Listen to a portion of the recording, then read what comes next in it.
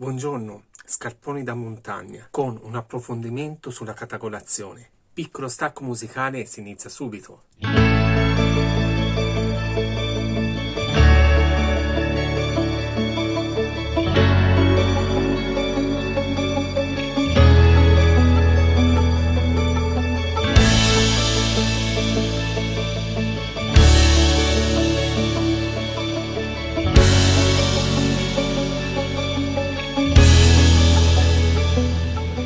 Innanzitutto buona Pasqua e nonno non vi abbandona per le feste. Voglio mandare in pensione i miei vecchi scarponi che non ce la fanno più. Pensavo di comprare le cosiddette pedole estive,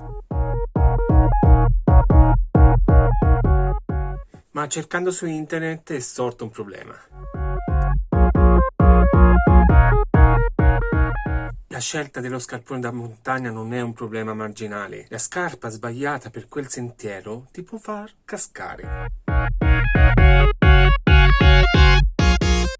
E credimi, il recupero di una persona che si è fatta male in montagna non è così banale, anche sui sentieri più facili. Bene, oggi eviterei di parlare della classificazione classica Mendel, perché queste scarpe scarpe tecniche di avvicinamento rientrerebbero nella categoria A, scarpe da escursione bassa, per un uso facile su sentieri, parchi, cosa che non corrisponde perché queste scarpe sono più precise delle scarpe di trekking. Quindi dovrebbero rientrare in una categoria maggiore se non fosse per la tomaia bassa. Queste ad esempio rientrerebbero nella categoria B della classificazione Mendel, ma come vedi non fanno al mio caso. Quindi sono passato alla catalogazione di derivazione anglosassone che parte dalla B0 e arriva alla B3. Molto comoda perché c'è in abbinamento una catalogazione che riguarda anche i ramponi che vanno da C0 a C3. Nella categoria B1 trovo le scarpe che praticamente servono a me. Scarponcini leggeri da utilizzare l'estate, con caviglia alta e che possono affrontare sentieri attrezzati e ferrati. Un esempio sono le Salewa Trainer Mid, adatte ad un escursionismo estivo più o meno impegnativo, ma che ti danno sicurezza anche se stai facendo un tratto un pochino più difficoltoso. Puoi vedere l'immagine direttamente dal sito della Salewa. Nella sezione scarpe e avvicinamento del sito della Salewa ho visto un'altra scarpa che potrebbe fare a caso mio, la Wildfire Edge Mid.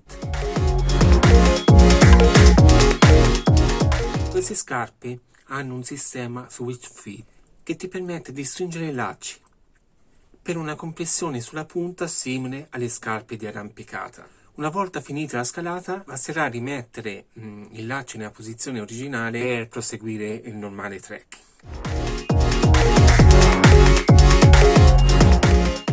Poi leggendo le altre caratteristiche vedo che potrebbe avere le caratteristiche giuste, cioè comodità nel trekking ma allo stesso tempo scarpa tecnica per sentieri più difficili. Infine ho pensato a queste, però in versione mid, perché apprezzo veramente la comodità e allo stesso tempo la sicurezza che ti danno queste scarpe.